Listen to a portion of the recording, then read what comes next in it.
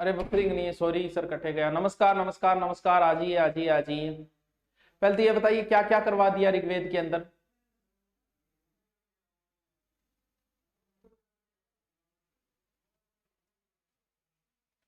जी नमस्कार।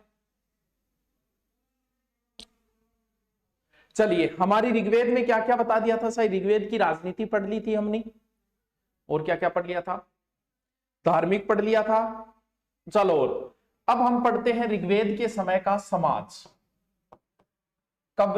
ऋग्वेद का ऋग्वेदिक समाज।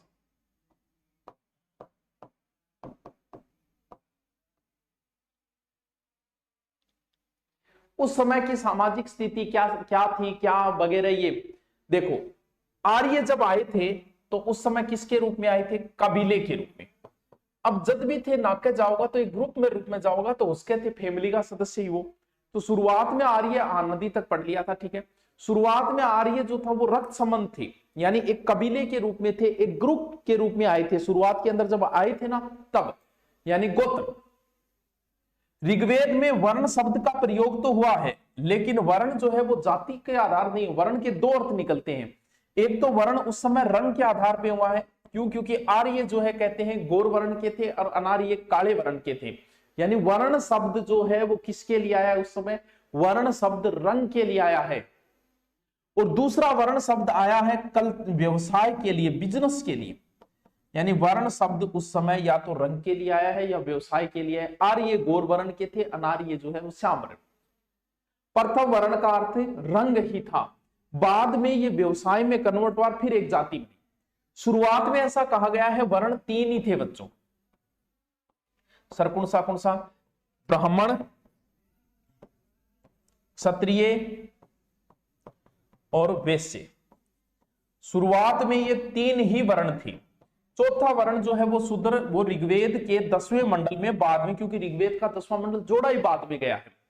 वर्ण व्यवस्था किस पर आधारित थी? कर्म पर आधारित। आज हमारी वर्ण व्यवस्था जाति पर आधारित है, उस समय वर्ण व्यवस्था किस पर थी? कर्म पर। कैसे?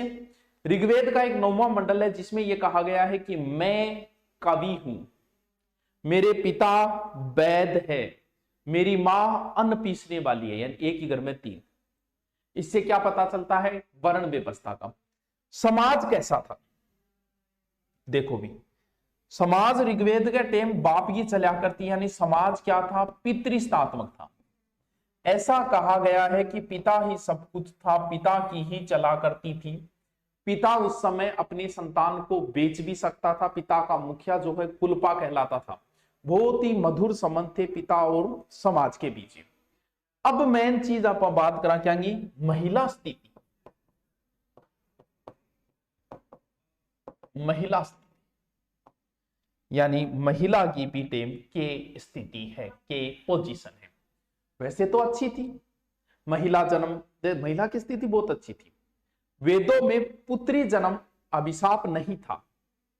हाँ, कामना पुत्र जन्म की क्रेडिट भाई, आज भी पुत्री जन्म कोई अभिशाप नहीं है पुत्री जन्म में, लेकिन फिर भी कठिन घटा आदमी की इच्छा मन में पुत्र की ही है।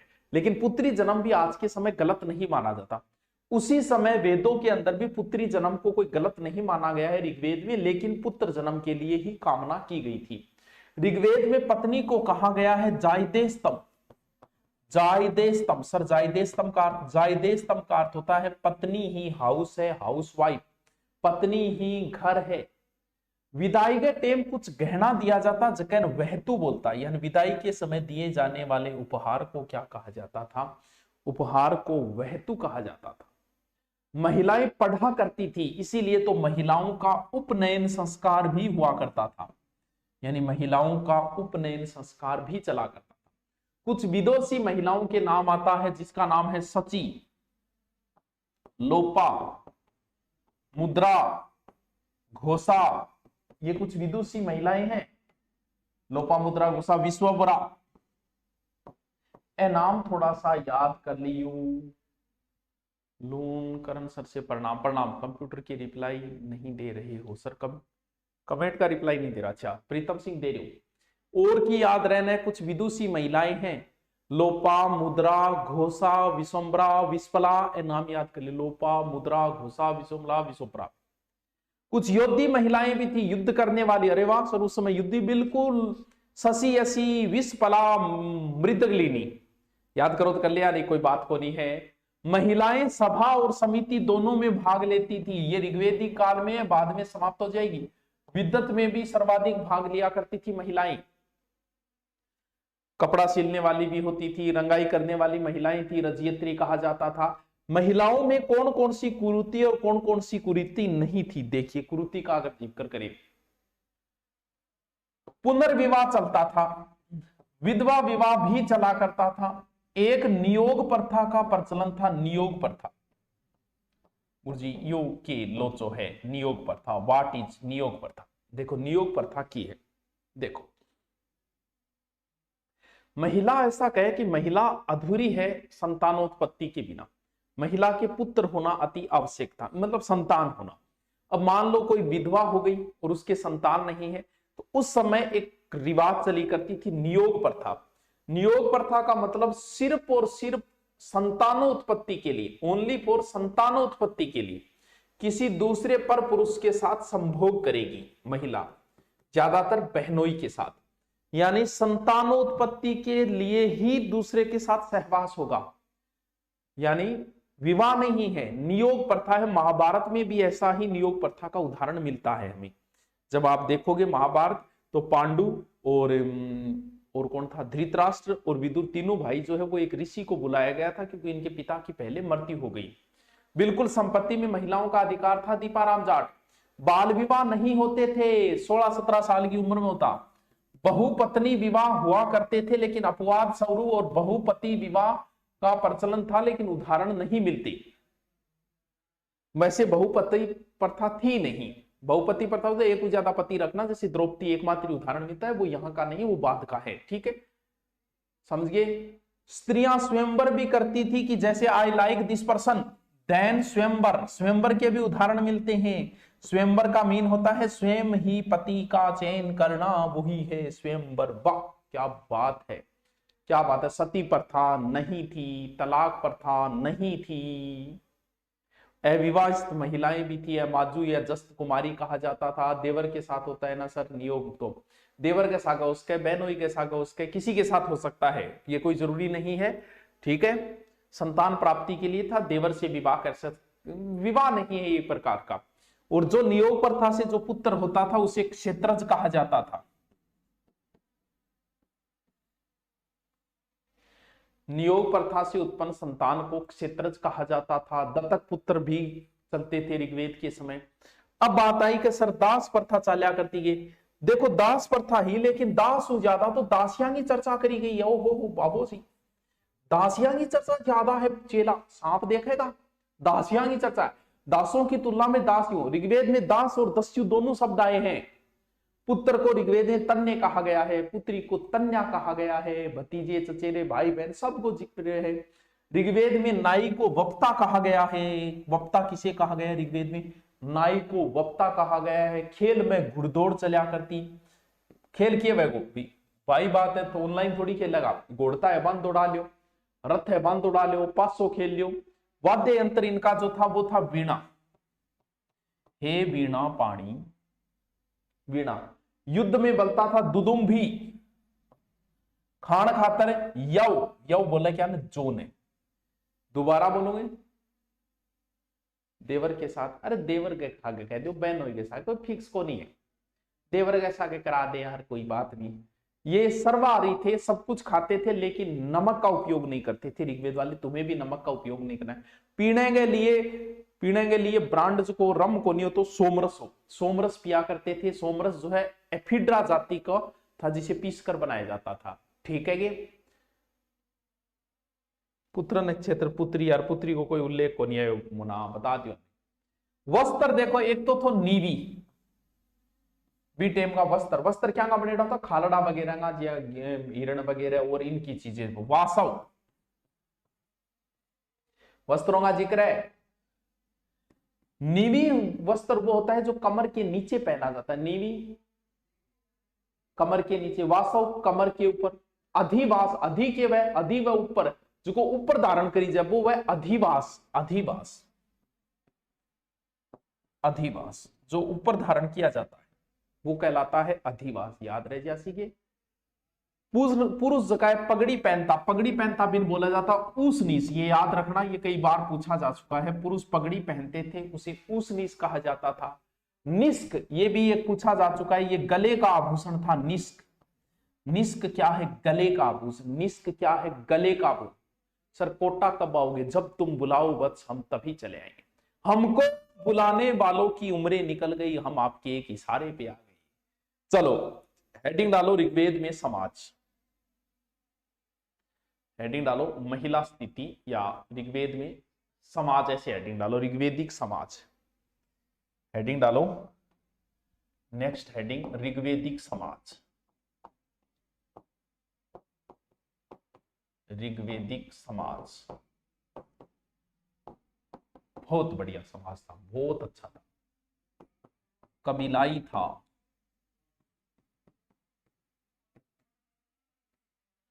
रक्त संबंध था,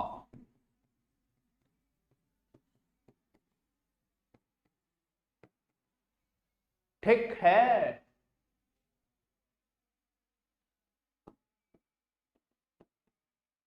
सामाजिक संगठन का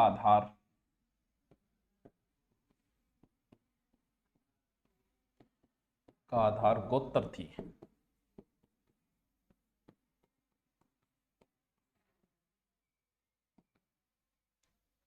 ठीक है।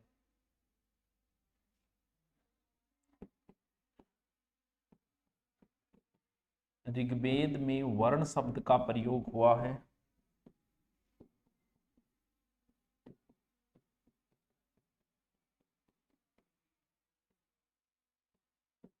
प्रयोग हुआ है।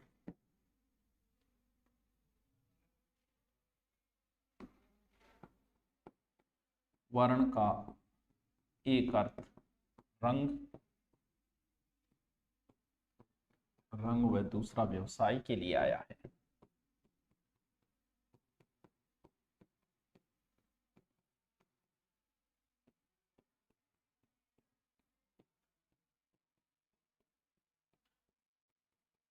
आया, ठीक है। सर आप आ जाइए ना, आपसे मिलना है, हम नहीं आ सकते। अजी हम लोग तू तो आकर के रहा जो है। ये बात है यार, तेरी बात तो अच्छी लगी मुझे तेरी है। अरे भाई लेवल गजब का है तेरा भी। आ रही है, लिखो लिखो। हाँ।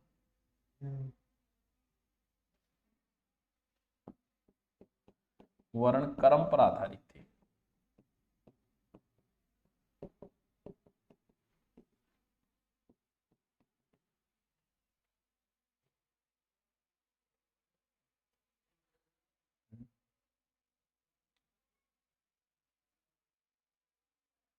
देखो ऋग्वेद के 9वें मंडल में कहा है,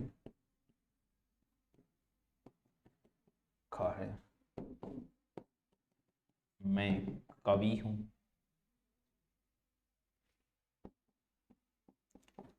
कवि हूं, मेरे पिता वैद्य हैं,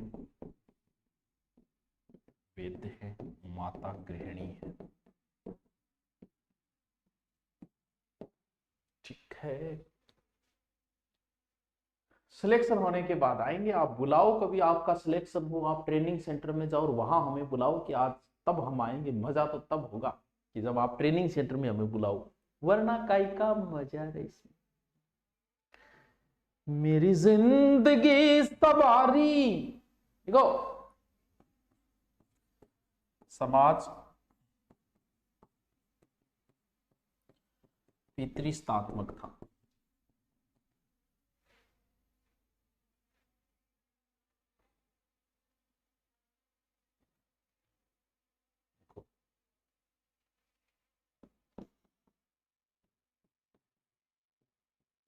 महिला स्थिति,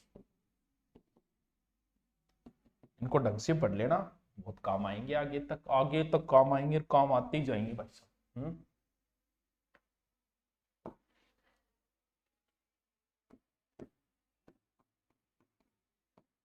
ऋग्वेद में पत्नी को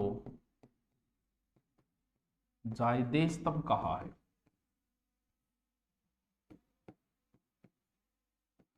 पत्नी गृह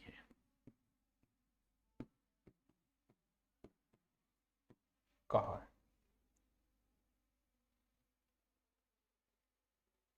वीडियो मैन में सब कुछ लगता है।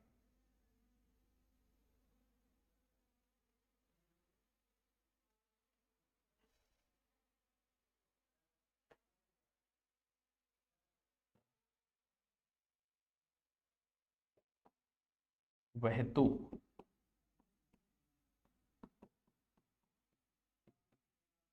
विदाई समय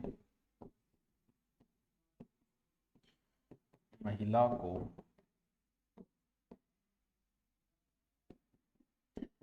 दिया जाने वाला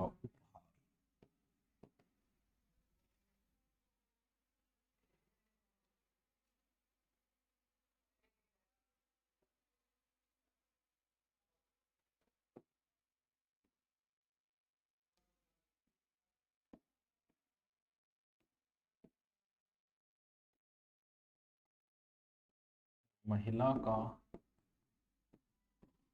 उपनयन संस्कार होता था।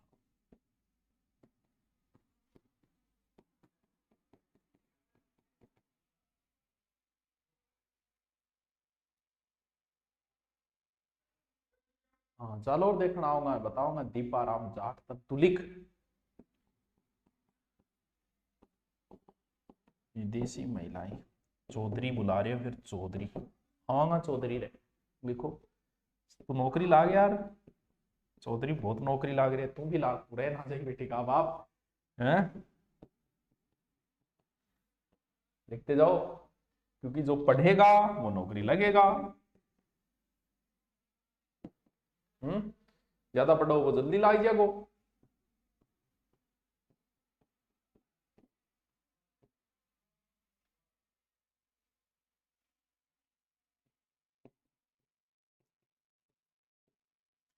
लोपा मोद्रा घुसा है, नाम याद कर लीजिए लड़की। मेरी जिंदगी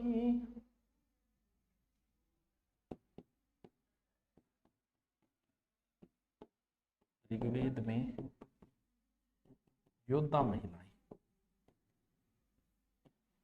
लिखो। शशि यसी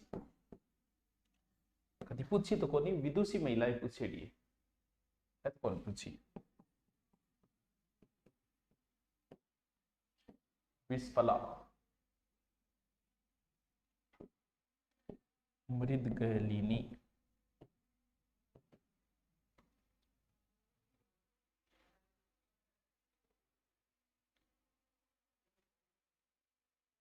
जी आ क्या के कोजा कोजा लिखो यार, बहुत सोना लिख रही हो तो पुष्पा है, पक्की बात है। सिलेक्शन हो रहा है, गिफ्ट के लिए, गिफ्ट के लिए यार, गिफ्ट कोई छोटे मोटे कोई आईफोन वाईफोन नहीं और की गिफ्ट ले लिख ले। हाँ, महिला सभा व समिति में भाग लेती थी, भाग लेती थी।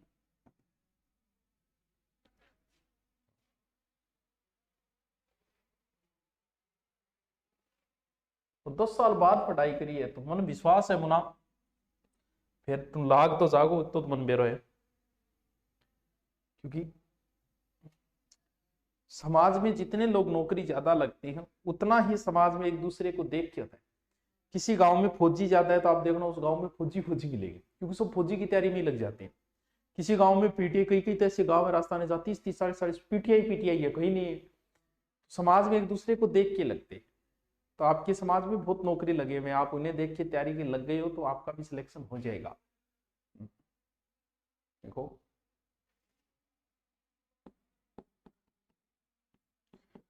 रंगाई करने वाली रजयत्री,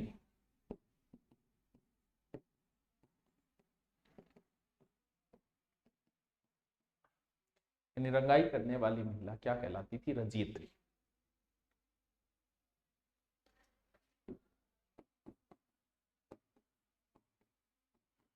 नियोग प्रथा,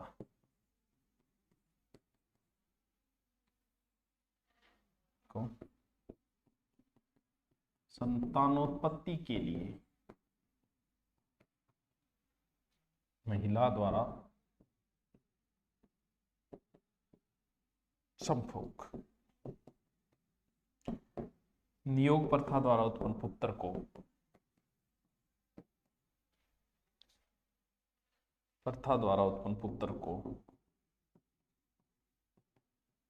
को ये कही तो क्षेत्रज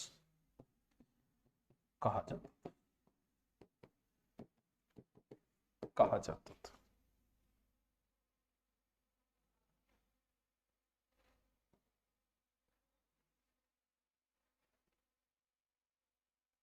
अरे करांगा कोचिंग में सम्मान तो आ तो शुरू।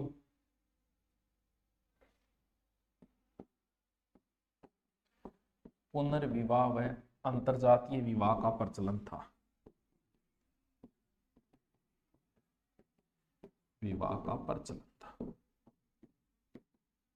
ठीक है।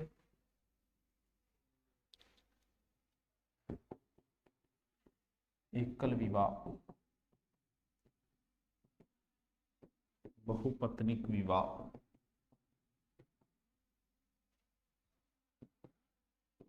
बहुपति विवाह उल्लेख, विवाह का उल्लेख।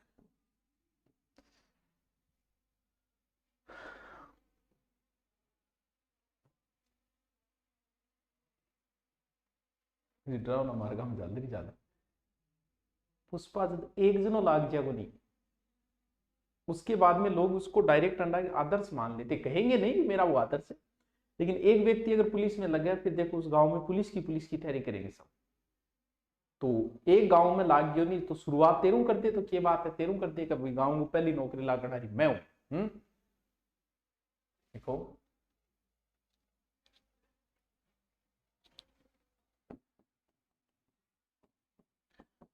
बाल विवाह नहीं था,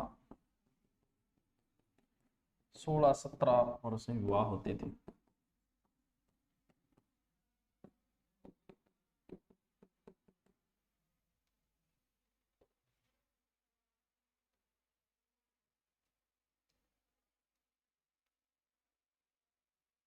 स्वयंवर होता था,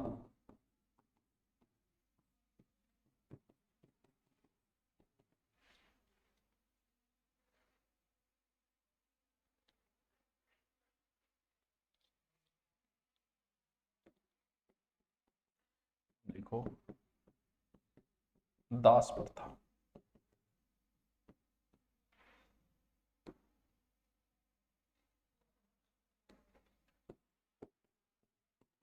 दास से अधिक दासियों की चर्चा,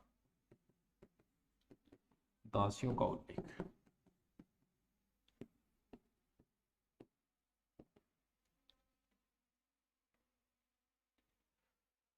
हिंदी चाहिए एग्रीकल्चर, हिंदी एग्रीकल्चर में डाल नहीं रखी है क्या जय कुमार? अभी मैं कहता हूं एग्रीकल्चर में क्यों नहीं है? हाँ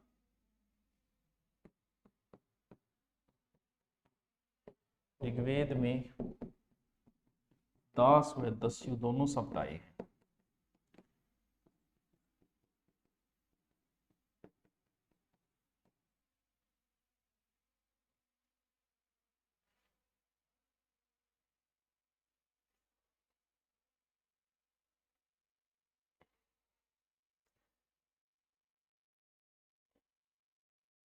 कलर चेंज कर लिया।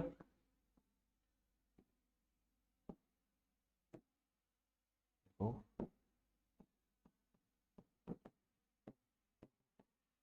उत्तर तन्या, उत्तरी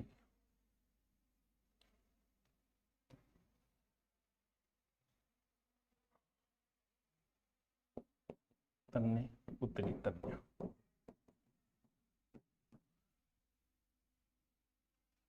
कर लियो पेन चेंज है।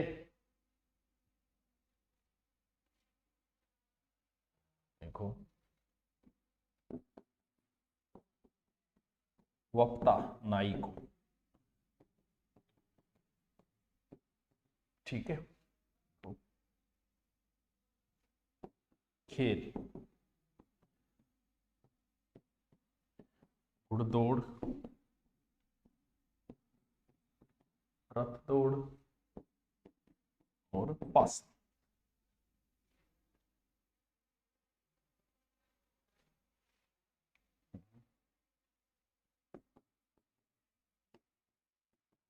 प्रमुख वाद्य यंत्र वीणा, वीणा। युद्ध यंत्र दुंदुभी, दुंदुभी। ऋग्वेद में सिर्फ जौ का उल्लेख है।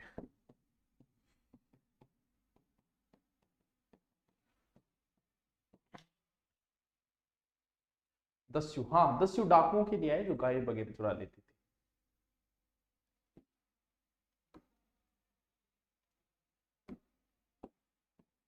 नमक का प्रयोग नहीं करते थे, नहीं करते थे। वैसे सर्वव्यापी थे लेकिन नमक का प्रयोग नहीं करता था। प्रमुख पेय सोमरस, सोमरस। वस्त्र, अधिवास, अधिवास।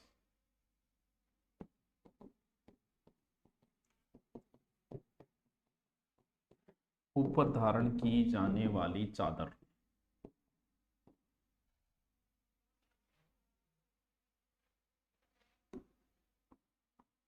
अधिवास लिखो। नीवी, कमर के नीचे, ठीक है। वासव, कमर के ऊपर।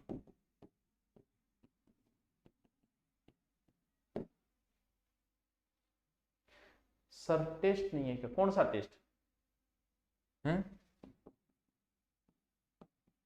पूछनीस, पगड़ी को कहते हैं, पगड़ी को कहते थे, ठीक है। निष्क, गले का हार। ये आया था अभी शायद किसी।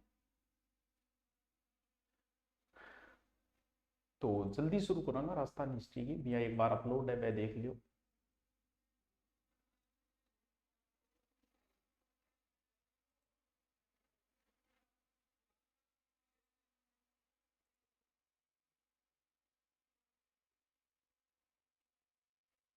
लिखो जल्दी से।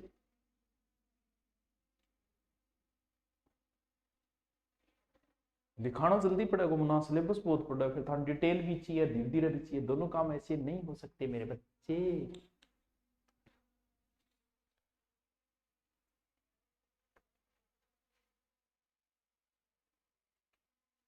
गर्मी पड़ लगी बेटा।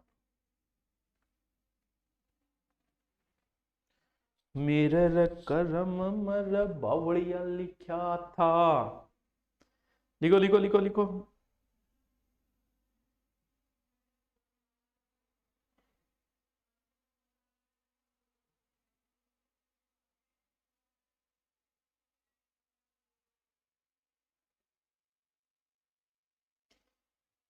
चलो नेक्स्ट देखते हैं।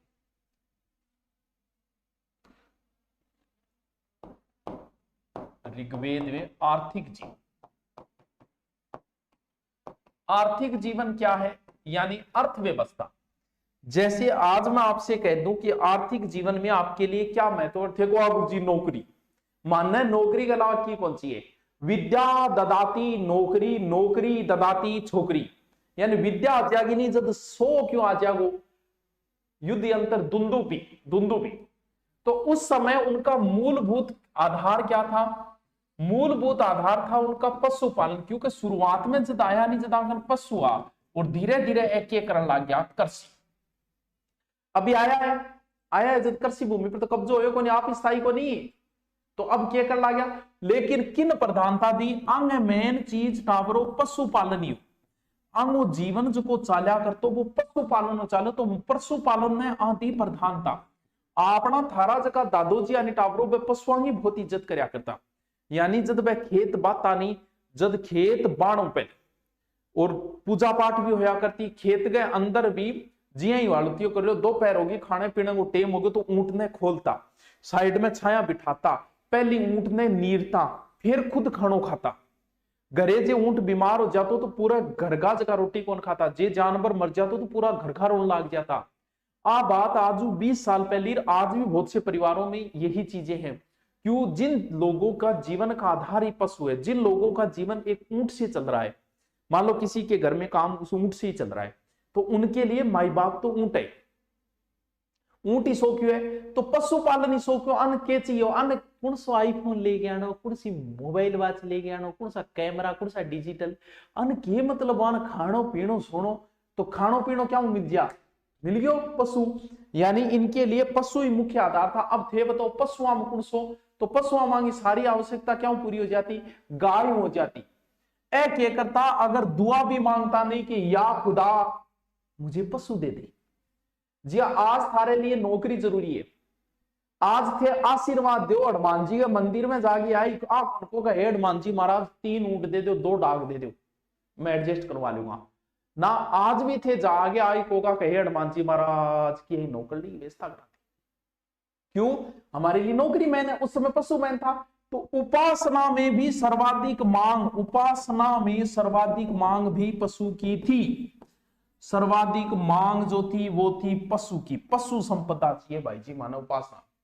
कृषि गुरु जी, अरे कृषि संबंधी ओनली 24 मंत्र है।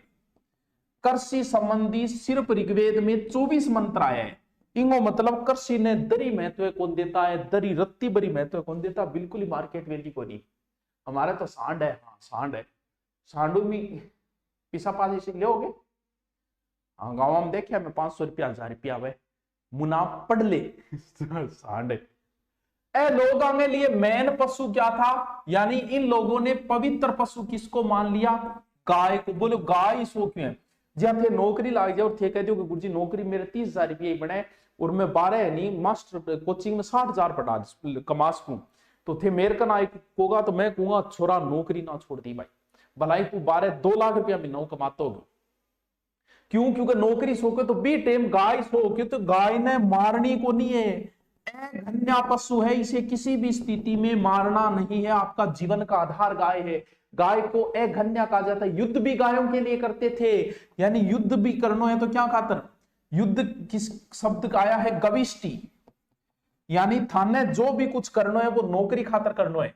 तो बी टेम किए गाय है, गायांगी खोज खातिर ये निकलता।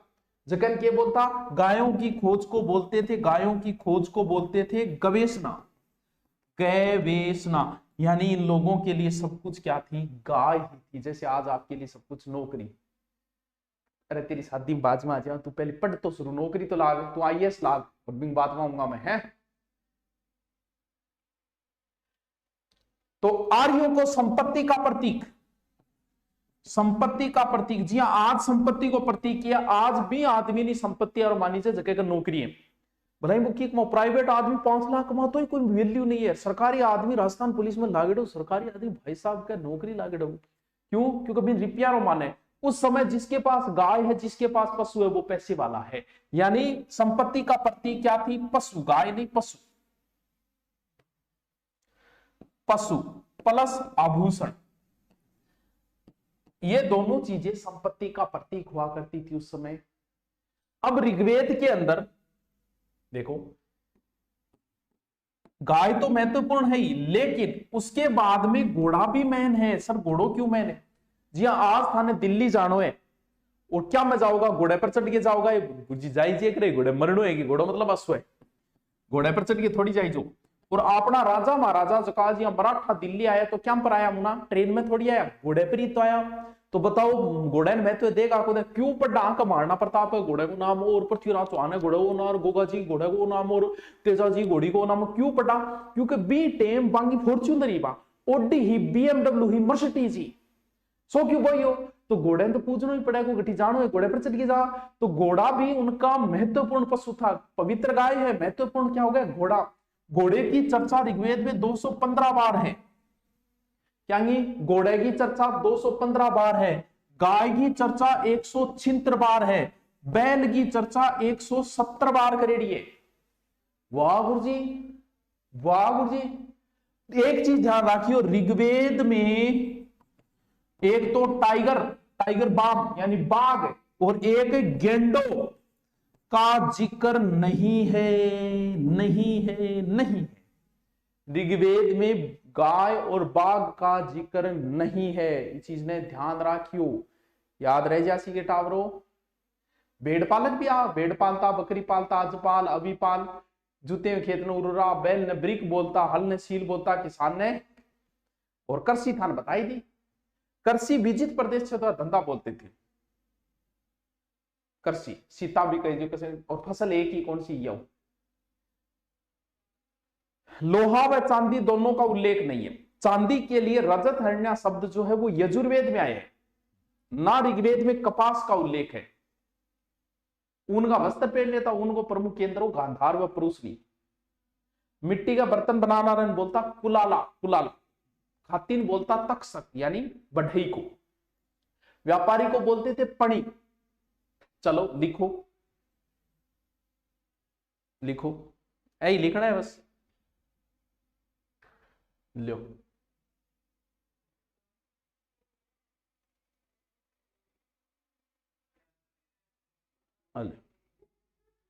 थोड़ा साइज छोटी होगी तो थे थोड़ी, बोर्ड की साइज थे थोड़ी, देखने की साइज बढ़ा लिया। लिखो ऋग्वेद में आर्थिक जीवन, ऋग्वेद में आर्थिक जीवन। टाइम हो गया, इसको धीरे धीरे उतार लो।